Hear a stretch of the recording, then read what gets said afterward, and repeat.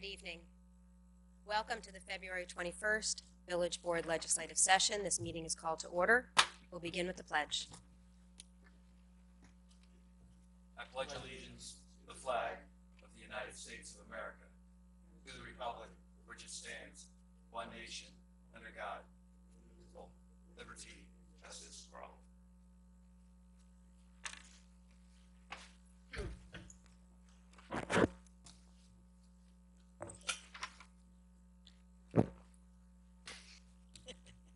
Not funny, huh? Welcome, Jamie. Thank you. I'm going to take roll. Mayor Garrity, Present. Trustee Bazemore, Present. Trustee Herrera, Present. Trustee Codman, Present. Trustee Levin. Present. Does the mayor have any announcements? Actually, And I'll trustees? open it up to anybody else on the board. I'm sure we have some exciting things going on that we want to make people aware of. Yes, please go right ahead, Deputy Mayor Godman. So, exciting live music at the Elks Lodge this week. Tomorrow night we have we're doing Thursday Organ Grooves. Paul Connors and his C3 Hammond organ will be there with John Doty, and he has a guitar player coming in who's going to be quite nice, and that starts at 7 o'clock. And then we've got the Silver Fox Trio on Saturday at 7:30, and Franklin Jackson, our own Franklin Jackson, will be playing drums on that, so that should be fun. So that's tomorrow night, Organ Groove, and then Saturday, the Silver Fox Trio. That's at the Elks Lodge, 118 Croton Avenue. Thanks so much. Others? Go right ahead, Trustee Herrera.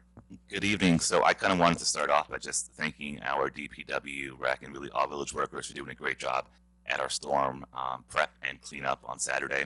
As you know, it came a little out of nowhere, even though we saw it coming, but it accumulated quite fast. And I was on the roadways going to some couple of events, and I might say that by 10 o'clock, it was looking pretty good out there. And I was going through about 3 different communities, so it was good to have a awesome and proud moment. So thank you to all our staff. Even though it was a little over 70 degrees in mid-February, tomorrow it is going to feel like winter again. So with that being said, our temporary emergency shelter is open. Anyone in need of shelter is encouraged to go to Open Door Family Medical Center on Main Street at 9 o'clock. A staff member will meet you there and take you to a host site where a hot meal will be provided, and a breakfast and a to-go lunch will be given in the morning. So that's Monday through Sunday in front of Open Door, 9 o'clock. Thank you. Anyone else? No announcements this week. Well, I'll just give a shout out to, we haven't had a blood drive that we've spoken about here recently, and there's one happening this Saturday. Thank you very much to the Ossining Fire Department for organizing this one, celebrating 1 year cancer free for Gio, who, as we know, has been a young man, very young man in our community, who has inspired many folks to be aware of childhood cancers. And so anyone who is up for donating blood, it's happening at the Northside Firehouse from 9 a.m. until 3 p.m. this Saturday, February 24th. Madam Manager. Thank you, Mayor. I have 2 things tonight to report. We have openings on our Code Board of Appeals and the Zoning Board of Appeals. So if anyone who's listening, or if you know of someone who may be interested in serving on either one of these boards, please go to our website, fill out an application, we'll get you processed.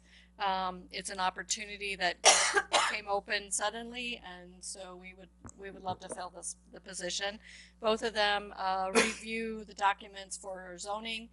If people are looking for variances, and the Code Board of Appeals looks at any type of code enforcement issues that they may particularly feel unjustly served with a violation notice. So they're very important boards, and if you know of anyone, we'd love to have them apply. Just go to our website. Speaking of our website, at the last meeting of the board, we talked about 2018 department initiatives. I'm pleased to announce that those initiatives are now online and listed under the Village Manager's tab. I've been working with Jamie to figure out how we're going to update that list on a regular basis as I give updates to the Board of Trustees on a regular basis on where we are for each of those initiatives. It'll be important for the community to be able to follow along. So I'm glad that that's up. And that's all I have tonight. Thanks. Mr. Kahan. Thank you, Mayor. To follow up on village manager's comments, last week was the initial meeting of the Landlord-Tenant Relations Council, attended by trustees Bazemore and Levin, myself, Deputy Corporation Counsel Sonia Tanksley, and I believe 5 of the currently 8 appointed members. I think it was a very positive meeting. There were a lot of very good ideas discussed, including utilizing a kiosk or a booth at the village fair with regard to the Landlord-Tenant Relations Council and perhaps other commissions within the village. There have already been a lot of emails exchanged back and forth. There is also an email address now, ltrc@villageofossining.org. Those emails will in fact be directed to the Corporation Council's office and will then be forwarded on to the members of the Landlord-Tenant Relations Council. So if any tenant out there has an issue or landlord has an issue and they want to bring it to the attention of the LTRC, they can go to ltrc@villageofossining.org, and that will then be forwarded and responded to promptly. Thank you. Thank you. I'm glad to hear that's moving forward. Lieutenant, welcome. Good evening. I'm Lieutenant Giorgio. I'm filling in for Chief Sylvester this evening. I was going to touch on, like Trustee Herrera said, with the DPW and the snowfall that we had this weekend. They did a good job keeping on top of it. Definitely makes our lives easier. We were kind of blessed with that warm weather the next day, so the cleanup was pretty easy. But winter's not over, and we want to keep in mind that moving the cars when we do get a heavy snowfall, it helps the plows get through and clean the roadways. Don't block the fire hydrants. Don't have plows pushing towards the fire hydrants. We have to have them accessible. And don't plow into the roadway, please. Want to keep those. That kind of gets a little treacherous with cars passing by. I also just wanted to report that we're going through a last block of our sexual harassment and legal update training. We're being instructed within the police department, and the district attorney's office is with us for the legal updates.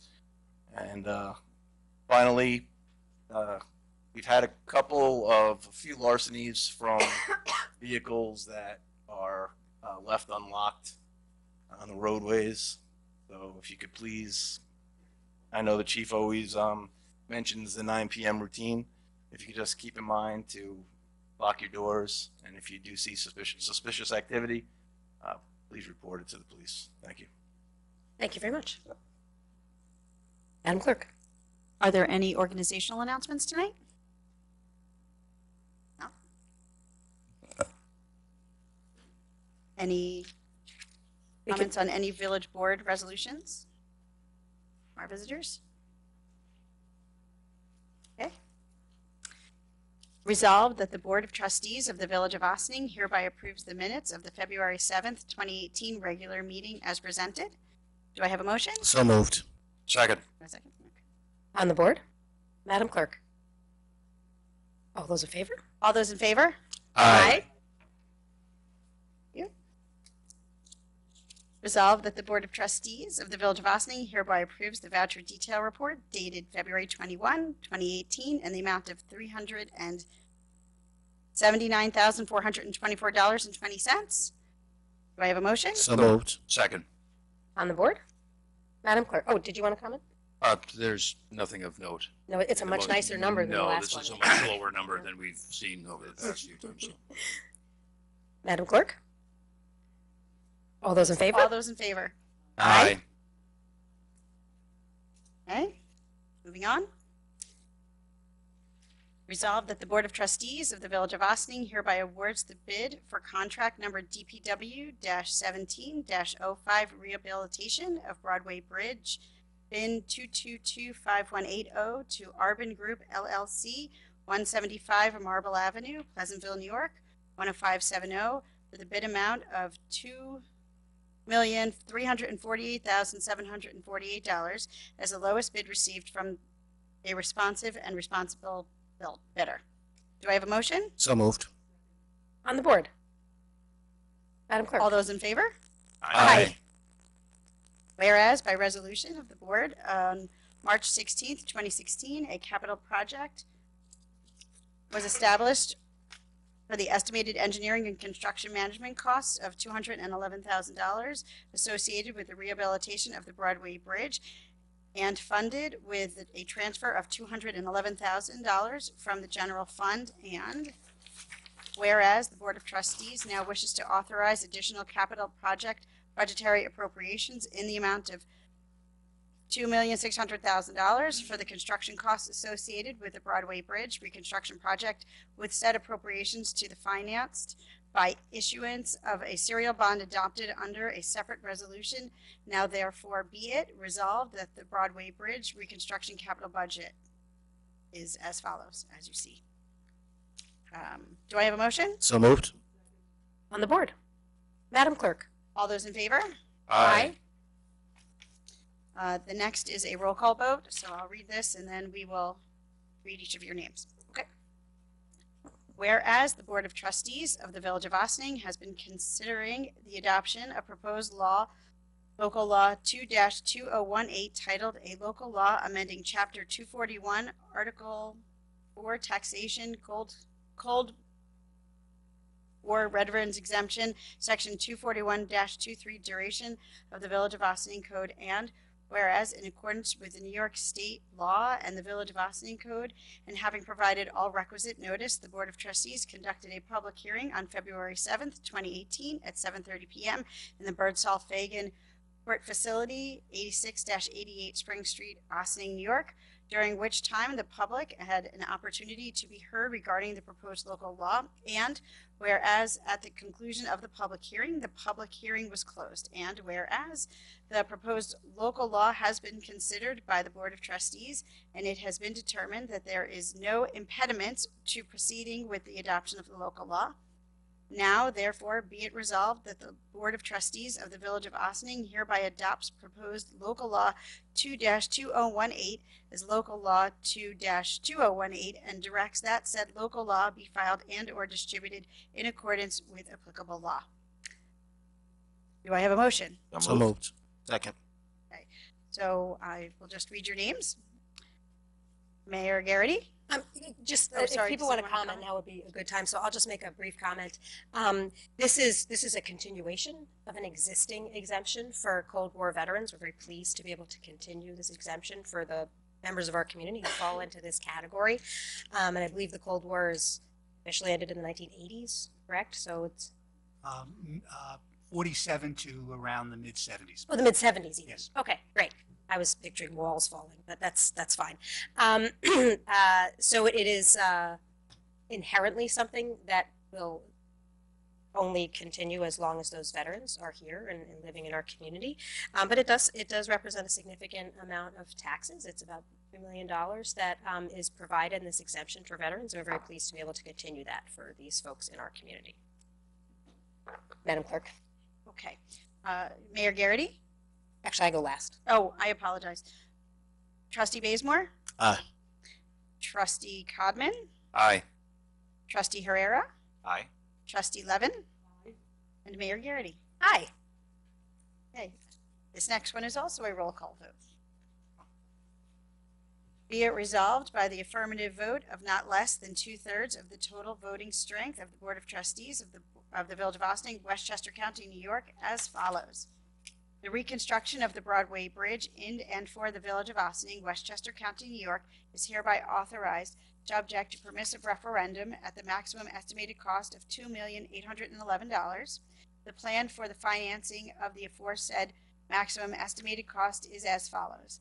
By the issuance of $2,600,000 serial bonds of said village, hereby authorized to be issued therefore pursuant to the provisions of the local finance law, and by the expenditure of $211,000 available funds. It is hereby determined that the period of probable usefulness of the aforesaid specific object or purpose is 20 years pursuant to subdivision 10 of paragraph A of section 11.00 of the local finance law. It is hereby further determined that the maximum maturity of the serial bonds herein authorized will exceed 5 years. Upon this resolution taking effect, the same shall be published in summary form in the official newspaper of said village for such purpose, together with notice of the village clerk is substantially the form provided in section 81.00 of the local finance law. This resolution is adopted subject to permissive referendum. Do I have a motion? So moved. Second. Mayor, I just want to make one correction. The the maximum estimated cost is $2,811,000. Did I read it wrong? You had $2,811. It's $811,000. I just want the number to Yeah. be correct. All right. Couple of zeros there. Well, does anybody else want to comment on this? Because I certainly will. Yes, please. Yeah, sure. This is something that we've actually talked about over the last couple of years. You know, obviously the bridge is aging, and it needs to be you know, fortified and taken care of. But it also is going to be part of what they're doing as well is going to be improving the underneath part of the Krabucky Trail, and so not only is it going to perform the infrastructure function of having a safe and working bridge, but we're also going to have the benefit of that very nice view as we walk down the Krabucky Trail. So I I'm mean the excited. Sing Sing Hill Greenway. I'm sorry, Just wanted to clarify. the Greenway, sorry. And so for that reason, you know, I think both for the purpose of reinforcing the infrastructure and the aesthetic element of improving that trail, I will be voting in favor this evening. Trustee Basemo, you had a question that had some legal ramifications as far as village responsibility for the bridge, and Corporation Counsel Kahan was able to get some research on that. Or did you have your questions answered, or would you like the Corporation Counsel to address it? If you wouldn't mind, sir. Thank you. The question that I believe Trustee Bazemore had raised was who is responsible for maintenance of bridges within a village. And the general answer under the village law is that towns are responsible for maintenance of bridges within a village unless the village has maintained a bridge. This is actually an issue of some importance because this matter will be heard, this particular issue will be considered by the New York Court of Appeals, which is New York's highest court, probably within the next 3 to 4 months. There was a case out of Erie County which involved the village of East Aurora and the town of Aurora, and both sides were seeking a declaration as to who was responsible for a bridge in the village. At Supreme Court, which is the lowest trial court level in New York, the court determined that it was the town that was responsible for maintenance of the bridge. This was a bridge that had been in existence for more than 40 years and had always been maintained by the village. But in 2010, the village had said to the town, we need your assistance, we want you to maintain it, we want you to repair it. The Supreme Court agreed. The case was then appealed to the appellate division in Rochester, and that court in April of 2017 reversed that determination and found that the village was in fact responsible. In September of last year, the New York Court of Appeals granted leave of the village to appeal to the Court of Appeals on that issue. That matter is now before the court. All briefs have been submitted. It is awaiting an argument date. The issue that's posed in that case is, what does it mean for a village to assume control of a bridge, and how can a village assume control of a bridge? The position taken by the village of Aurora was that the only way it can be done, as set forth in the village law, is by resolution of the Board of Trustees of the village. The appellate court, as well as the town of Aurora, took a different position, saying that that would create, frankly, an unfair result, because the village could be maintaining a bridge for many, many years, but without a resolution could then turn to the town and say, it's your responsibility. But that is an issue which would have to be determined. This particular case that we have here, the Broadway Bridge, from what I understand, has been maintained solely by the village of Ossining for many, many years. Most likely well before the initial statute involving care of bridges was passed by the state of New York in 1897. And so there's certainly an argument that would be made that the village has supervised and controlled that bridge for all those years. But, you know, Trustee Bazemore, in a somewhat roundabout way, this is an issue which is probably by June or July of this year, we will have a definitive answer as to what is required for a village to show that it wishes to maintain and supervise a bridge. Must it pass a resolution as to those bridges, or can it in fact do it by its own actions? And I'm not going into what the size of the bridge must be. I learned that it has to be 2 rods, and I have now learned what a rod actually equals. 5.03 cubits, if anyone is interested. So if you're going to build an ark, I can now give you all those dimensions. But other esoterica. But that's what it comes down to, is really what is meant by supervision and control. You know, as I said, in the case that's before the Court of Appeals, that was a bridge which had been maintained by the village of East Aurora for in excess of 40 years. But there was never a resolution passed. So it remains an open question.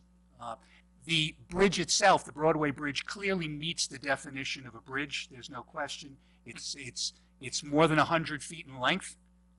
It passes over traffic, so it's not a culvert. And the reason that's important is that if it's a culvert, that is a responsibility of the village, because that is part of the road system, as compared to a bridge, which is specifically considered to be town responsibility unless the village has assumed control. So one of the quirks in New York's village law. So at this point, you know, given the lengthy period of time that the village of Ossining has maintained this road and maintained this bridge, and not just through plowing, but overall maintenance of the bridge, I think there's certainly a strong argument that the village has supervised and controlled it.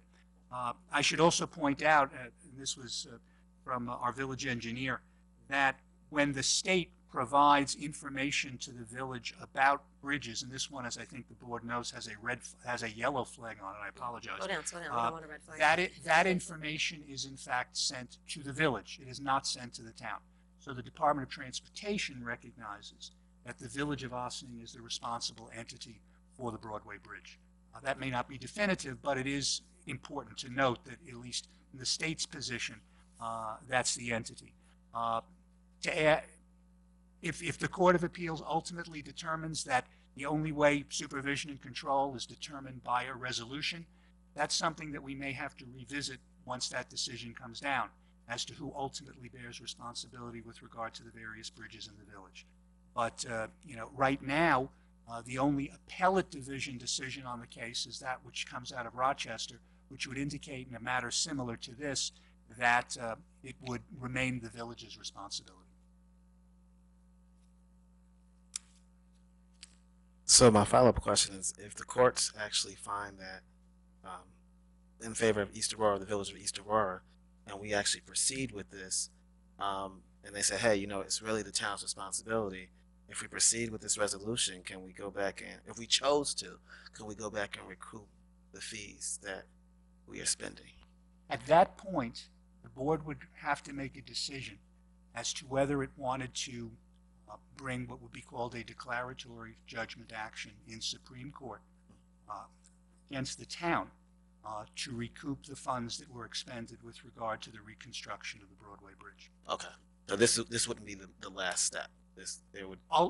Yes. If that's now, if this board were to, I will say this, if this board were to pass a resolution that says that they maintain and supervise the bridge, and I should point out that that resolution is subject to permissive referendum. So it would, you know, so that's important. But if you're not going that route, then there would be an argument potentially to seek relief from the town through the courts. Okay. It'll be interesting. Does anybody else want to comment on this significant Yes. project? Please go right ahead.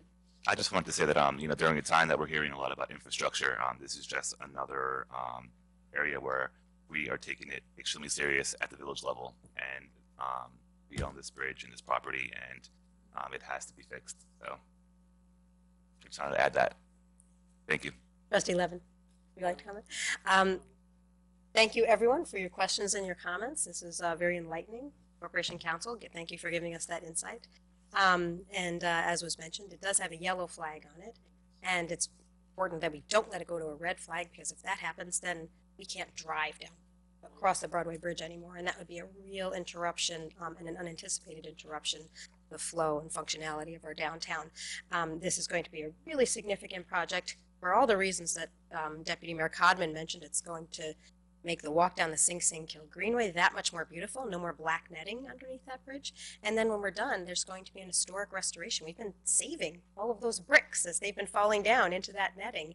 And the upper part of it is going to be restored in a way that's much more reflective of how the bridge may have originally been intended, as opposed to the chain link fence and just smooth, relatively unattractive concrete that we have there now. There's going to be some nice lighting and a beautiful facade, all the while taking advantage of today's technological engineering for the structural underneath. So I'm really looking forward to this project and moving it forward so that it can take place as much as possible in the spring and, well, particularly the summer months when there's slightly less traffic and less school bus interruption. So I'm pleased to be able to support this. Madam Clerk. Again, this is a roll call vote. Trustee Bazemore? Aye. Trustee Codman? Aye.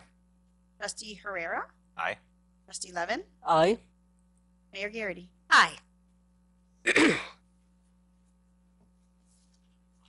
Whereas pursuant to Chapter 100 and 171 of the Code of the Village of Ossining, the authorized representative of the business El Manabita Sports Restaurant, Inc., 107 Main Street, has made application to the village clerk as licensing officer for cabaret licenses for music. And whereas pursuant to Section 100-3 and 100-5 of the Code of the Village, the village clerk has caused an investigation into said application and referred the same to the Board of Trustees for final approval. Therefore, may it be resolved that pursuant to the code, the Board of Trustees hereby approves a cabaret license for El Manibata Sports Restaurant, Inc. for the 2018 calendar as follows. El Manibata Sports Restaurant, Inc., Friday through Sunday, combination of DJ and live music, 2 p.m. to 2 a.m., maximum of 15 performers per month. Do I have a motion? So moved. Second. On the board? Madam Clerk? All those in favor? Aye. No.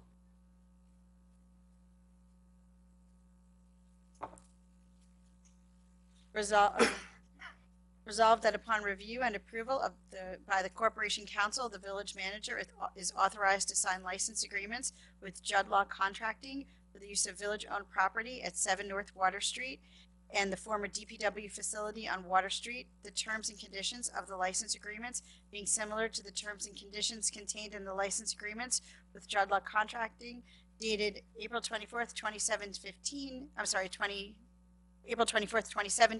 7 North Water Street, and January 9th, 2017, Water Street property at former DPW facility.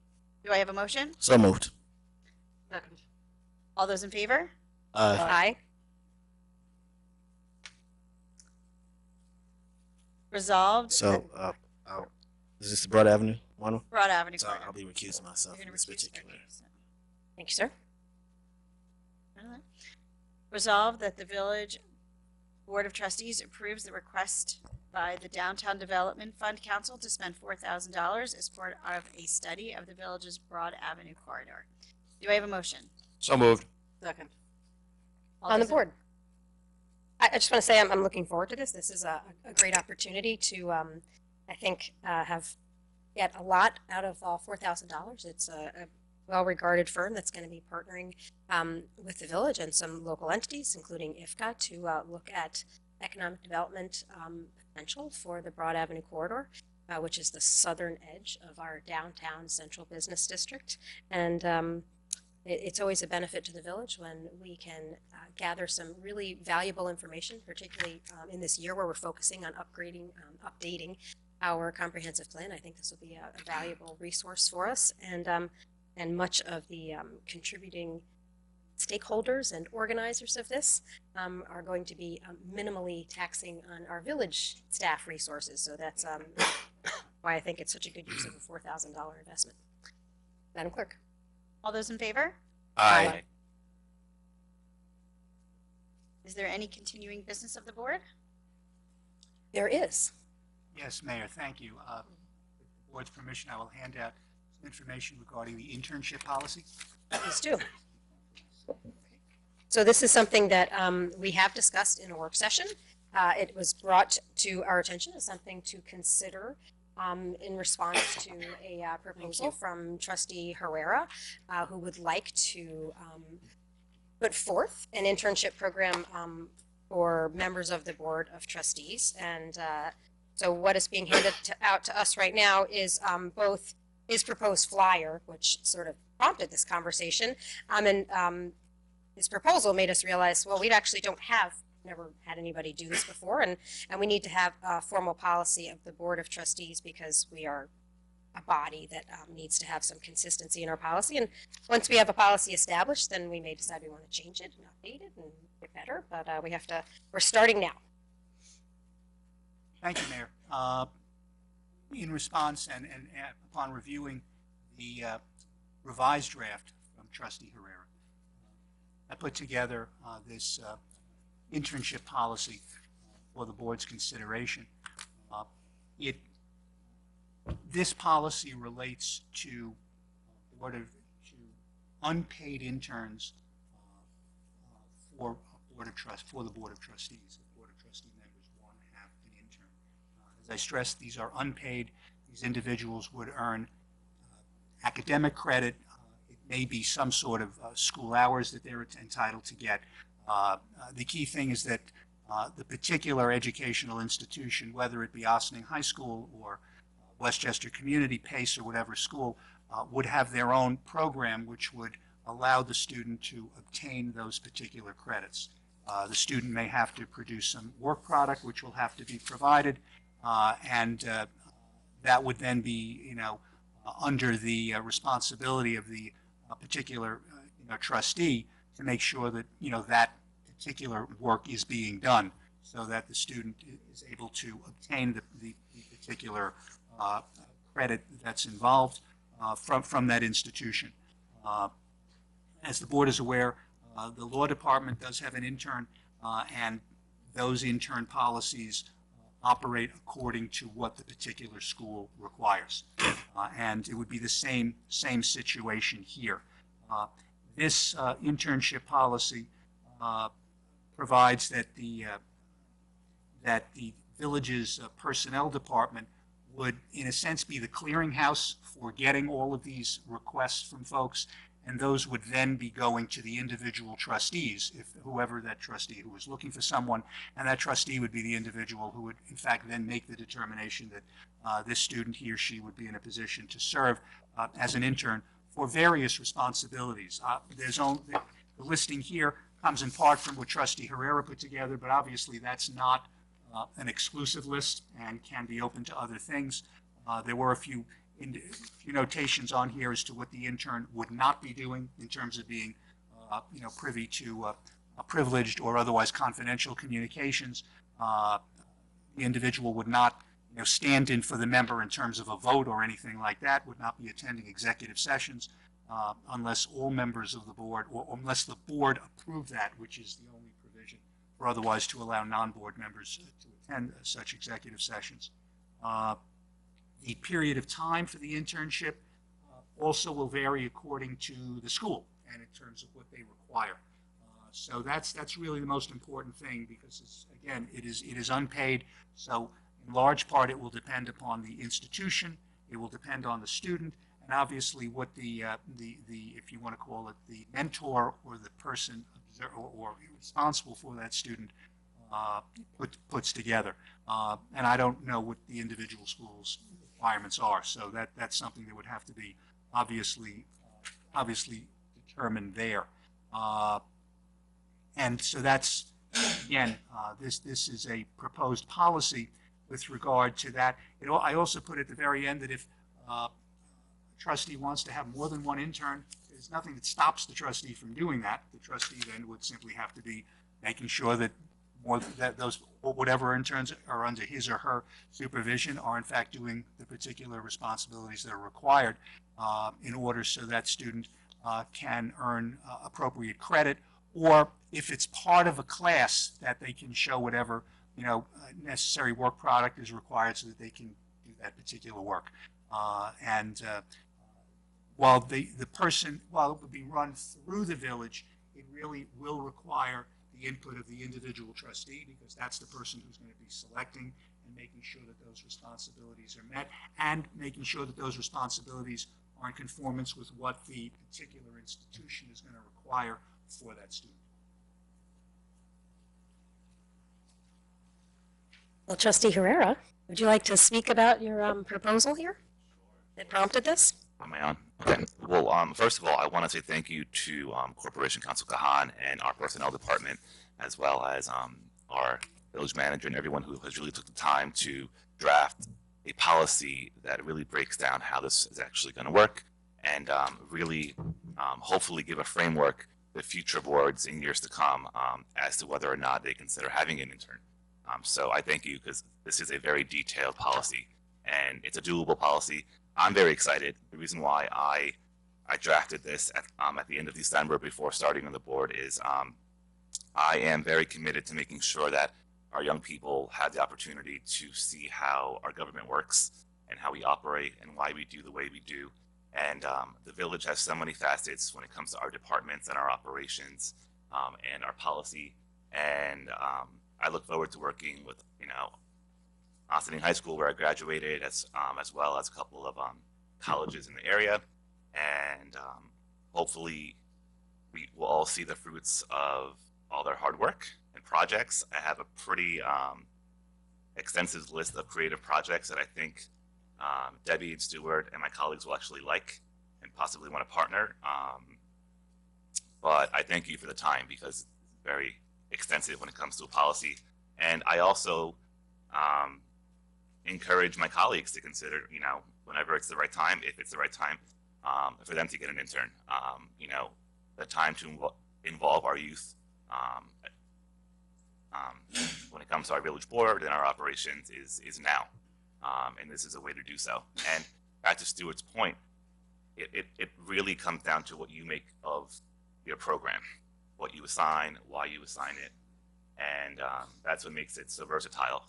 It could really fit any student for any particular issue or research topic or outreach, engagement.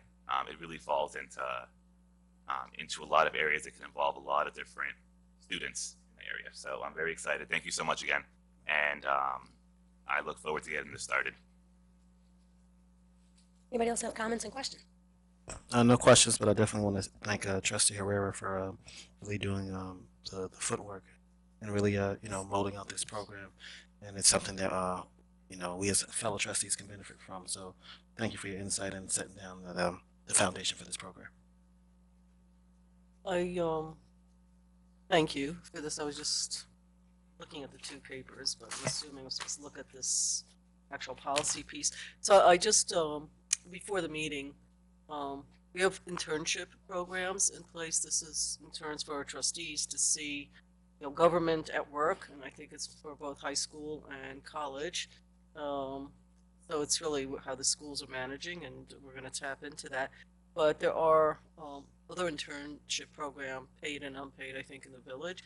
So this would be a great time of the year and an opportunity sort of leverage this excitement and maybe give us a date on when that could be posted on our website, so that people will start having more access and to actually look at internships as they exist today, paid and unpaid. The attorneys do have one, but they're quite different. So I think a list would be great, and I'll ask the department. I know they have something in place, but there's got to be some great programs. I know we discussed it when we did budgets, so I don't want to mix the apples and the oranges here, which where we're heading, but I think it's great to have across the whole government just there's a whole resource of internships, and given that it's February, It's sort of the time to talk about it, high school, college, etc. Thank you. I had a couple of questions that I wanted to, and setting the policy in place is really what we're looking at tonight, but we're going to, as soon as we have the policy in place, I know that Trustee Herrera is eager to start advertising for the internship program for members of the Board of Trustees. So I wanted to clarify a couple of things because just how it will truly function in fact. When in the policy, it talks about, oh shoot, I didn't underline that part. Number 12. Some examples of work that may be assigned to the intern include reading/tracking and responding to non-privileged correspondence. And, that's akin to the first bulleted responsibility on the proposed internship program that Trustee Herrera has put forward, which is reading, tracking, responding to non-privileged correspondence via email and snail mail. Well, snail mail is easy, but my question comes with email because how functionally, I look at my own email account and I never know when I open something if it's going to have something privileged in it or not. I'm hesitant to. Is there a way for someone to have access to individual emails? I guess I'm not understanding. Like I'm not comfortable with having a college student log on to any of our email accounts to be able to provide responses.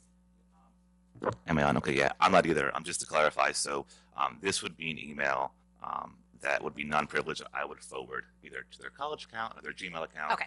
It would have to. Yeah, no, they would not You're have gonna any. look at it Yeah, first. I would have to look at it and even see why it's going to them. And Okay. and at times, I'm going to be working with Debbie a lot, so she might know, hey, why'd you forward that email? What was your, So I don't know. At no time is any. I'm pretty sure I can say this, paid or unpaid. We'll be looking at, or actually having access to our email or any operations or platforms that we have. So no, okay. No, That's reassuring. absolutely not. That's reassuring. Okay. Then I guess then the only other question is, and maybe this is something that we just have to figure out conversationally because it's stated in the policy, but I'm imagining all of the meetings that any one of us might be attending. I think we'll just need to be cognizant of, because when it says here about the intern may attend open meetings, there are some meetings that we probably would feel are not appropriate. No problem. Yeah, open meetings and public meetings Yeah, are different. Like Oh, no, no. direct. Public meeting? It would have to be solely open public meetings. So they wouldn't be able to attend any executive sessions, any confidential Board of Police Commissioner meetings that are rare. But besides that, everything else. Is for open. example, we might have an intermunicipal negotiating meeting. That's not technically a public meeting because there wouldn't be a quorum of the board attending. So I just think it's something we're going to have to figure out logically. I'm just putting it forward as Yeah. one of the flags that comes up in my mind. Like, they can't represent any of us in Yeah, those no, meetings, no, and it might not be appropriate for them to be there. And for that particular thing, and we would normally have at least 2 people from the board at those meetings. So, that would be enough to actually have representation of the board at that meeting. So, I don't think we have to worry about that. And as we go, if that comes up, as you said, we'll discuss it. But I don't anticipate that coming up as far as my program. So that we all can be clear, because there seems to be some confusion about the word open. Can we just change it where it means public meetings, that they'll be at public meetings? Pretty much, right? So that would be letter B of number 11. That can be, you can simply take out open and make it public. Yeah. Sure. There's no problem with that. And when we talk about act as a representative at events, meetings, and functions, and I mean, obviously, and what you do specify, attend and write and submit brief synopsis. So it's really acting as your eyes in a meeting that you're not able to attend. Yeah, Using you because you're the one who's putting it forward right now. But for any of us that would take advantage of it. Yeah. This is if I get invited to 3 different workshops, and I really want to go to 5, and one is in relation to what we're looking at. So the intern is interested, then that'll be a perfect opportunity for her to go. Okay. Corporation Counsel, what is an appropriate next step in our process here?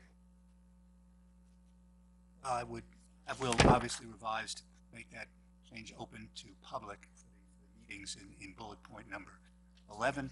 And then it would be for the board to ultimately, by resolution, approve the internship policy. So that becomes a posted policy, which is approved by the Board of Trustees. And then, then can go forward. Next week is a work session, but I don't mind if we go into a brief legislative session to move this forward next resolution. Unless there's any further, it's pretty simple. Okay. So can we include this in next week's agenda? Okay, Amy, that we're going to have a very brief legislative session to approve or to vote on the internship policy. We can do that for next week. That's fine. Thank you.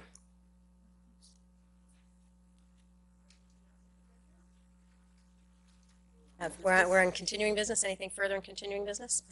I don't think so. We may have somebody who's joining us this evening, and we will invite him Right. to interrupt because the timing's not working out perfectly. But we'll move on to new business. Do we have any new business? No. There is no new business. Okay, let's move on to visitor recognition. Okay. Start visitor recognition. It's 3 minutes, sir. Sorry. 3 minutes. Good evening. My name is Clifford Davis. I represent Jeff Smith and Lynn Fielden Smith of 33 Beach Road, adjacent neighbors to the Snowden Woods application. I submitted through Mr. Kahan a letter to this board and to the planning board of February 8th, 2018 with many exhibits. I hope all the board members have received that. Yes. Ethics are very critical to a fair process. It is embedded in the village's code. And of course, if there was a village employee in charge of a project, that employee could not then go into the private sector and then work on their project before the very board that it was previously working for. Think about that. That would be outrageous. That would be a violation of the ethics code. And that is exactly what happened here with regarding Planning Director Valerie Menastra. Let me go over the timeline. She worked for this village for many, many years. She worked and helped on helping pass the LWRP, the comprehensive plan, creation of the CDD district, which is Snowden Woods then. She was a person who was in charge of the initial application of Snowden Woods regarding the firehouse in June of 2015. Shortly after June of 2015, Valerie Menastra left the employee of this board. On August 11, 2015, as set forth in my documentation, there was a press release by VHB, the engineering company that she worked for, highly touting her skills in connection with the village.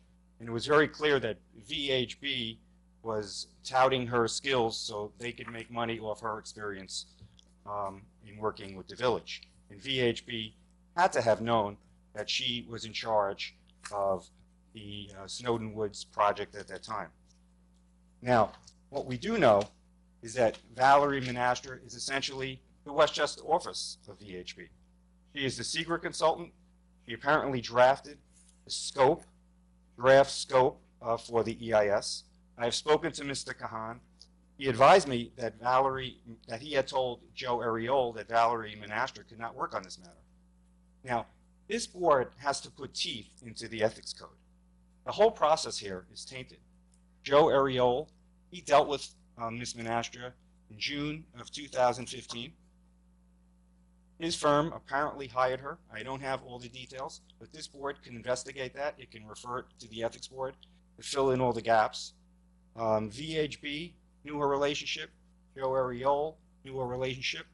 Nobody should be taking advantage and violating the ethics code. Everybody here agrees that there has to be a process and it has to be fair to everybody. Well, that process has not been fair. And if this board had wanted to ask Valerie Menastra what took place with the CDD zone, what took place with the comprehensive plan, there is a clear conflict. So what I submit to this board is that Mr. Ariol, Ms. Menastra, and VHB cannot work on the application, and that you put teeth into it, and that the matter be referred to the Ethics Board. Thank you, Mr. Davis. I will say the Corporation Council had provided us with the material that was referenced tonight. I don't know that we need to make further comment. I see Mr. Parrish is here, and I believe it's probably on the same subject, more or less. Mr. Parrish, welcome.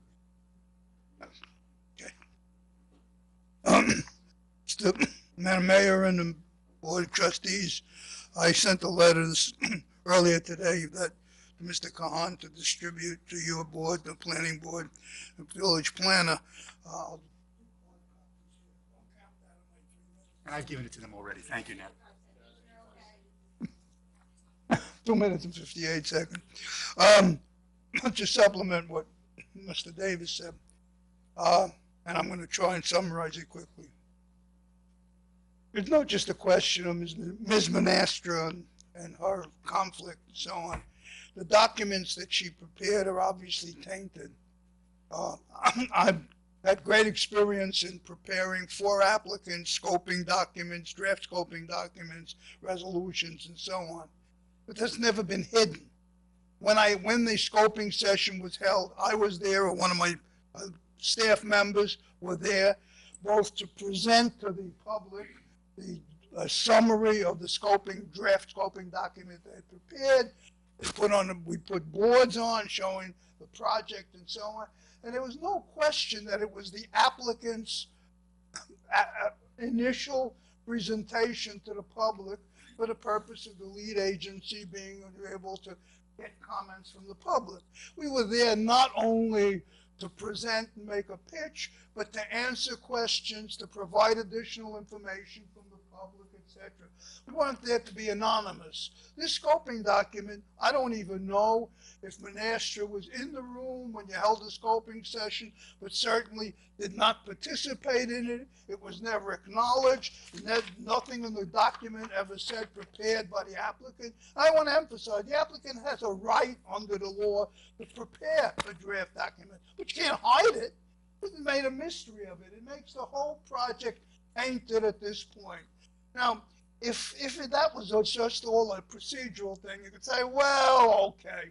But the document itself was tainted in the sense that it didn't describe the action. That was in detail in my letter of December 12th. And in that, I point out that the applicant, the whole scoping document was based on not on the action that was the subject of the petition, which is the creation of a new zone, but on this project which has some concept plan which may or may not ever happen unless the zoning happens first, but the zoning has to be changed to create this new zone. And that's not said at all. It's hidden away in one word in some sub-paragraph. The heading of the whole introduction, the resolution which she drafted and which you guys adopted, and the introduction to the scoping document, the whole process has been to date tainted by somebody who understood how the village operated, obviously had the confidence of village people. Oh, here's a document. Will you guys please put it on the agenda? Please do this for my client. I mean, it's all in the record, in the exhibits that Mr. Davis gave. So with that, I'm asking simply that you follow a process, start from scratch one. I know that the applicant will like it, but the applicant's at fault here. You should never have allowed Ms. Nestor to come here under a conflict thing. I wouldn't have allowed it. If I was heading the firm, I wouldn't have allowed one of my people to come in that kind of context. Thank you, So Mr. Parrish. now let me just summarize in 2 more minutes. No, sir. 2 more minutes. Come on. No, come Sir. on. Now, there's other people waiting to talk. Sir, we do have your letter. Thank you. I'm finishing up. One more sentence. One more I want to sentence. summarize. You need to start from square one and to rescind the previous draft, have a clean draft prepared that truly says the action, hold a reasonable scoping document, the session, which whoever new consultant that Arioli or his client hires is there to present, and do it in a proper way. And then we can have an end discussion of the substance of the thing.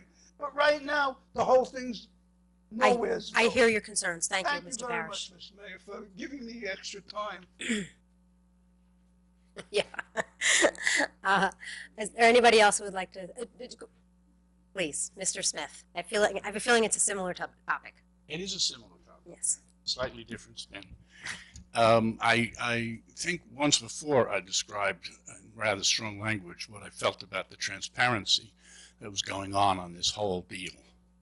And when I saw the responses to the FOIL requests, and I saw that this was going on long before anything was public about it, I emphasized the lack of transparency. There's a lot of talk about process here and being transparent. There was none here. Should be ashamed. Corporation Counsel Kahan, did you want to comment on any of the past three? It seemed like you wanted something to say. No, I just a few points with regard to one of the comments that Mr. Davis had made. The letter that I forwarded to you did include references to the village's Board of Ethics. I had initially advised Mr. Davis that I was reluctant to provide the letter to the Board of Trustees if he wanted to go to the Board of Ethics, because the Board of Trustees would ultimately be in a position of having to review any ethics complaint that was made. The decision was made by Mr. Davis and presumably by his client that they would not proceed to the Board of Ethics, but simply wanted the letters presented to the Board of Trustees and to the Planning Board. I have forwarded those letters to you, to the Planning Board, as well as Mr. Parrish's letters. The other issues that are raised, I'll be happy to discuss those with the Board during the Advice and Counsel session. Okay. Yes, would you like to come and speak on this? I imagine on the same. No, okay, then no, you're welcome. You're welcome. People can come and speak on whatever.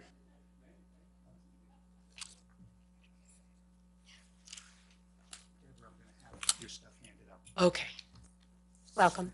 Good evening. I'm Deborah Vavoda Hamilton, and I'm a mediator and attorney who help people resolve conflicts over animals. I'm helping both the village and the Cat Protection Council discuss this feral cat issue. I first want to thank the mayor and Trustee Codman, Stuart Kahan, and Chief Sylvester, who's not here, but please pass on my thanks, and Deborah McDonald for speaking with me this week. And I'd love to speak to all of the trustees about the feral cat issue. It is an interesting and in-depth issue which needs to really have some deep conversations. I'm looking forward to working with Mr. Kahan. As you all know, Andy Rodriguez signed an agreement that expires May 1st. So we want to make sure whatever ordinances or legislation the board wants to put forward, that we work together, because it really is going to make a big difference for Ossining. Mr. Kahan has just provided you with the information that I put together. It gives you some true and false questions. I'm hoping that's an easy way to read this information without having to have drilled it, right? And then there's attached reading documents that sort of support the trues and falses. I'd like to help Ossining join Haverstraw, Peekskill, New York City, Atlantic City, Maplewood, New Jersey, and DC for leading the country in how to address your feral cat issue while also making the community a better place to live in, because the village of Ossining is a lovely, lovely community, and the cats are going to be here, so we have to figure out how to live with them. I'd like to update you on what the Cat Protection Council is currently doing at a suggestion by Chief Sylvester last week when we spoke. He wanted us to check into private properties nearby some of the colonies who might actually take the colonies. And we also were talking with Alley Cat Alley and Best Friends on how best to move the cats, because they're very difficult to move from where their colonies are. It's a month-long, maybe 6-month-long process to move their food and their habitats. So we're working with it. We're doing as much as we can to see if anyone nearby on the private property will move them from the public property, because we know that's a concern. And the second thing is we are looking for venues to have educational events to really get feedback from the public, what they want to do, and help the board know better what public properties might want to take the cats. We wanted to applaud Trustee Levine, because we'd love to go to the high schools or the middle schools to talk about the feral cat problem and to have the students really recognize, as you said at the last meeting, Christmas presents, what do you do with them? You leave them and then they become feral cats. We'd really like to engage the entire community in this solution. And I'm done. Thank you very much for your time. Thank you, Ms. Hamilton. Yes.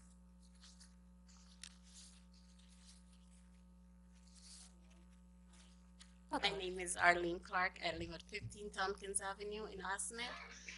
I live between Clinton and Elizabeth Street. I'm here to complain about the overnight parking.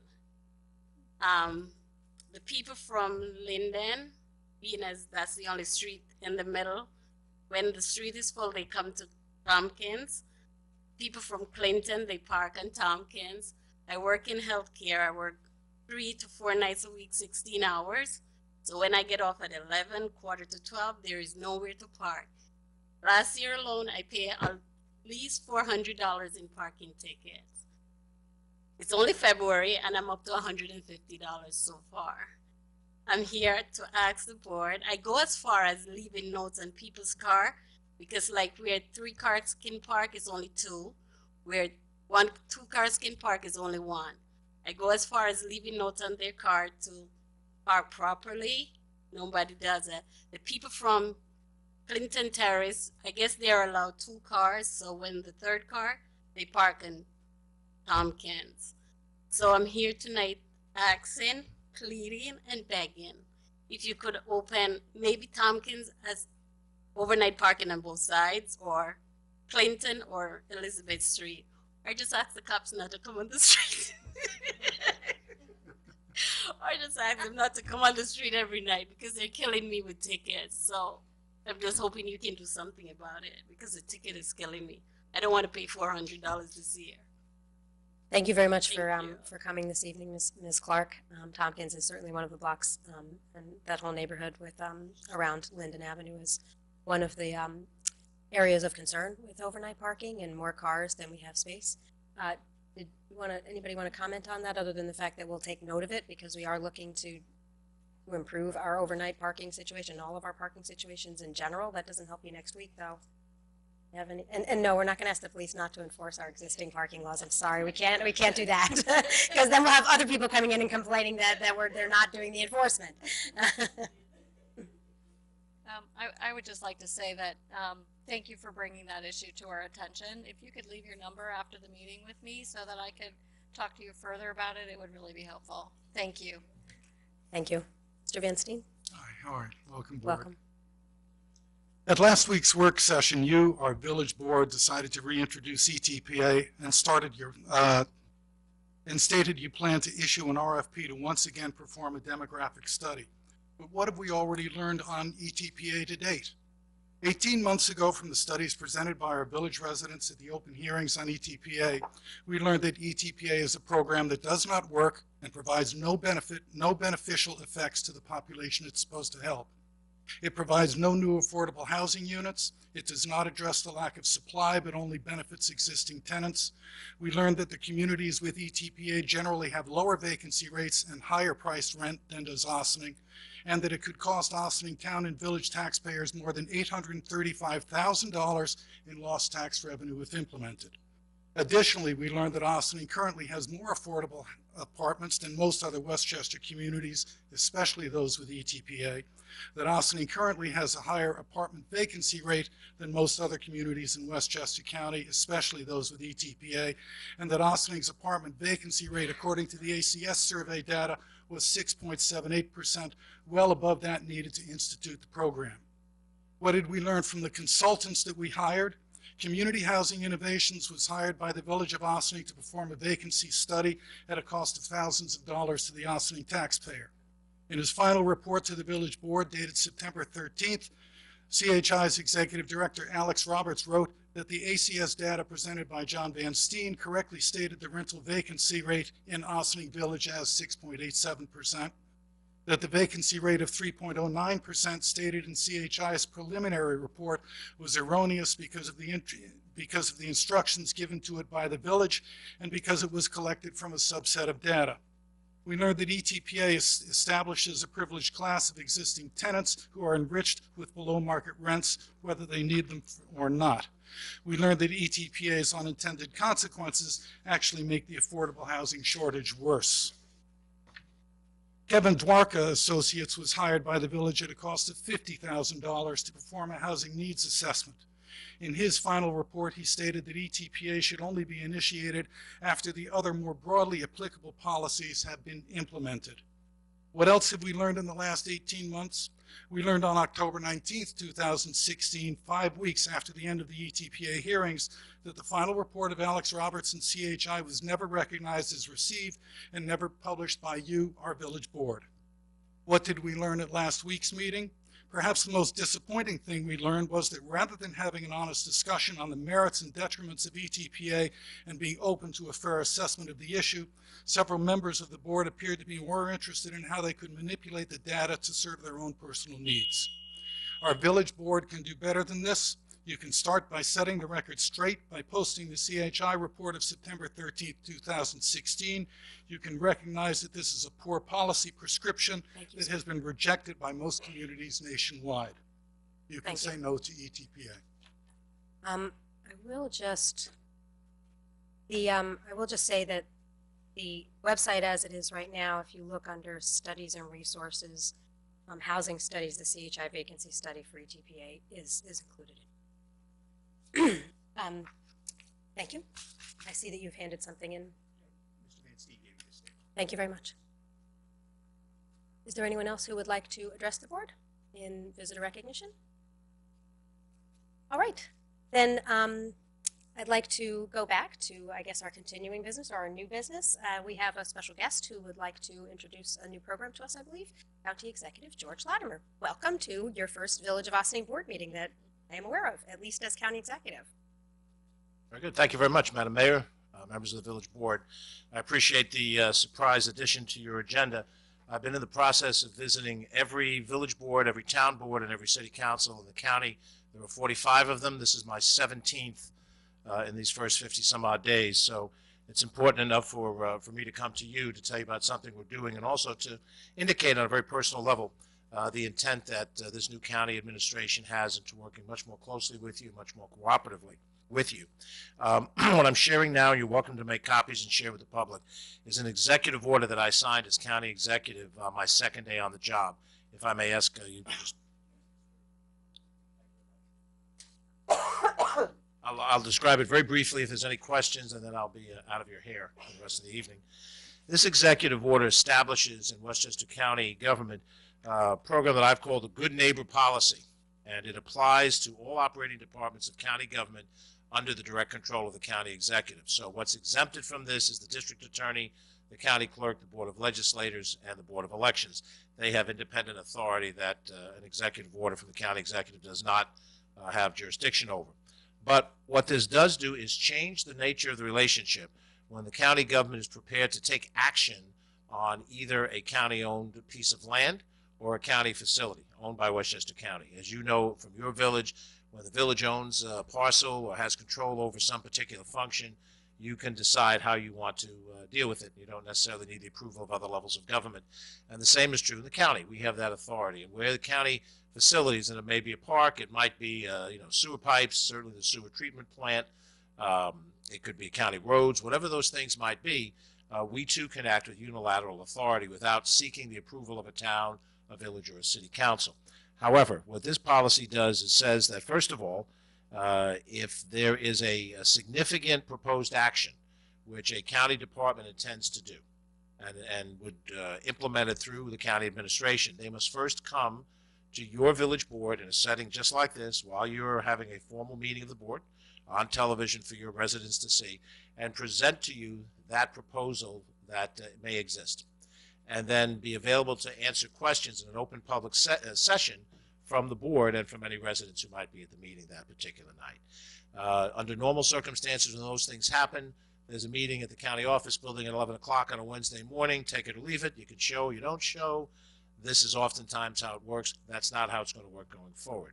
After the presentation to your board by the relevant commissioners or department heads, then we've established up to a 60-day period where, in your case, the village, has the opportunity to consider what the proposal does and what its impacts may be. That 60 days gives you the ability to hold a separate public forum or attach it to one of your regular meetings where you can hear from the public, the residents of the community, so that they can opine. Are there traffic impacts? Are there drainage impacts? Is there noise? Is there a detour route involved? Is there anything that might in some way, shape, or form impact people that needs to be brought into consideration before something like this would happen? And then up to 60 days, and the community can make it less if you choose to. We would invite a letter of support, neutrality, or opposition to the proposal. Obviously, if it's support or neutrality, there's no objection. But if there's a letter memo of opposition, then the points that you raise would have to be dealt with and discussed by the relevant county department before we would move forward on the action. We reserve the right as a county corporation to do those things that we have the power to do, but by changing the process and opening it up for your scrutiny and your resident scrutiny, we say basically the same thing that we would say if, Madam Mayor, I was your next door neighbor. And I decided that on the property that I own, I'm going to put up a shed in the backyard. And assuming we're on good neighborly terms, I'd ring your doorbell. I'd say, I want to show you what I'm planning to do in the backyard. Take a look, see what you think. And if you saw that it had an impact on your drainage, shadow, whatever it might be, you'd say, George, this doesn't really, this is a negative. Can you do this? Can you change this? Could you do this over here? And as a good neighbor, if I could do it and it didn't change the nature of what I wanted to do, I would accommodate a neighbor. Same principle, that the county government will change its attitude toward dealing with villages, towns, and cities. Where did this idea come from? I was a councilman in my home community a long time ago, community that I represented as a councilman, duly elected as you have been duly elected by your residents and neighbors, happens to house 4 or 5 different county facilities: Playland, Reed Sanctuary, Marshlands, Jay, and the county government acted with impunity.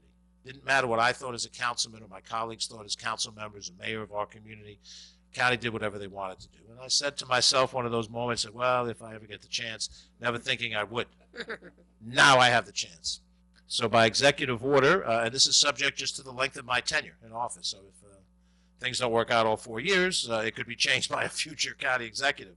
I have invited the Board of Legislators to consider whether this should become a law. And if they choose to vote and discuss it and pass it as a law, then it has greater staying power than if it's just an executive order.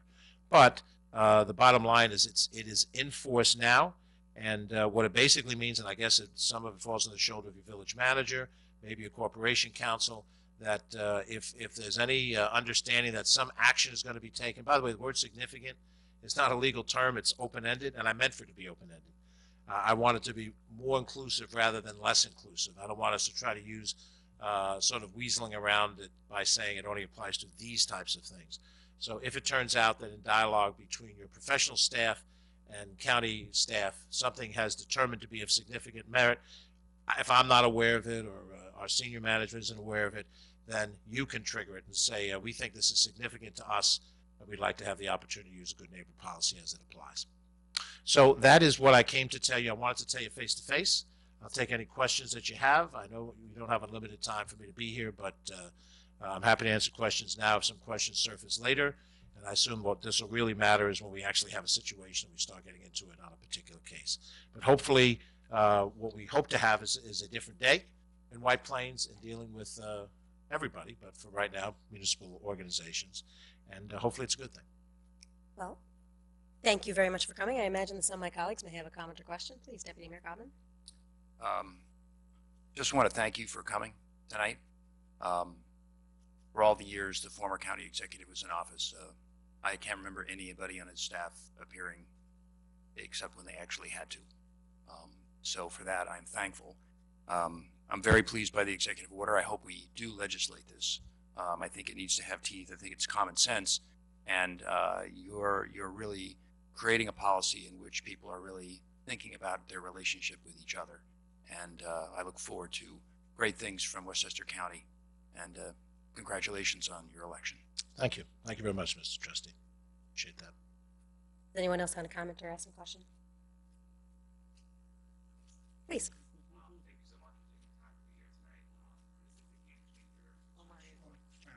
Thank you so much for taking the time to be here tonight. This is a game changer to make sure that we have a seat at the table. And to echo what Deputy Mayor Codman stated, it's pretty rare way to operate since the county hasn't been able to do so in a couple of years. So it's great that we have a new day and we can move forward. Thank you. Thank you. We And do have a good- number of Ossining people in our senior management. Our Chief of Staff, Andrew Ferris, is an Ossining person. Catherine Chaffee, our Director of Communications, is an Ossining person. Anne Marie Berg, our Finance Director, is an Ossining person. So Ossining's been on our mind the last couple of weeks, as you know, and hopefully in a positive way. Yes, this is at least the third time in the last week that you have been in Ossining, and the If first. you prefer, I don't show up No, anymore. we are No, keep on delighted coming, to George. see you here. We're so pleased that you were able to join us at the Sing Sing Prison Museum, the future site of that museum, and that's a big project, and we're delighted to have your engagement on moving that forward.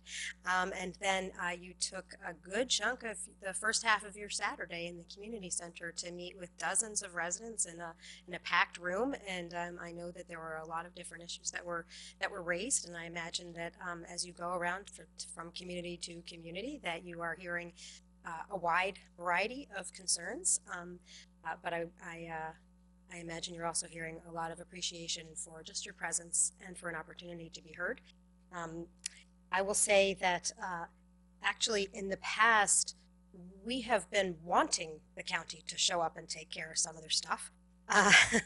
And we are delighted that now the project at the end of Snowden Avenue, which is the unfortunate elbow that had been causing a horrible odor for that whole neighborhood for a number of years, is that if that project is actually underway, which will be a great improvement for the quality of life for anyone who lives in the neighborhood and is in that park. But I do look forward to the improved communication, and I will take this as emblematic of your general approach to governing, which is very reassuring to us all.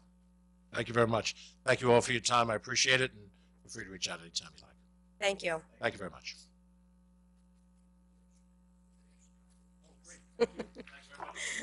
Have a good Thank you, night. County Executive Latimer. And thank you to your Ossining staff that has accompanied you here. Yes, do we have anything further? We were not interrupting visitor recognition, but if there are any other visitors who did not have an opportunity to speak, we didn't actually close visitor recognition. Okay, we just had a few welcome guests to observe. All right, so then I know we're going to have an advice of council. We don't need to acknowledge that, but I do have one small matter of personnel. Are there any other reasons for executive session this evening? Personnel? Okay, then may I have a motion to adjourn to executive session for matters of personnel related to specific persons? Second. Vote. Somebody had to second it, I guess. I said second. Yeah, You got that? Yep. All right. We look forward to seeing you next week, February 28th, for our regularly scheduled work session at 16 Croton Avenue, Village Hall. With that, all in favor of adjourning to executive session? So moved. We already Oh, moved. no. We just have to say Aye, aye. aye. Aye. Good evening. This meeting is adjourned to executive session.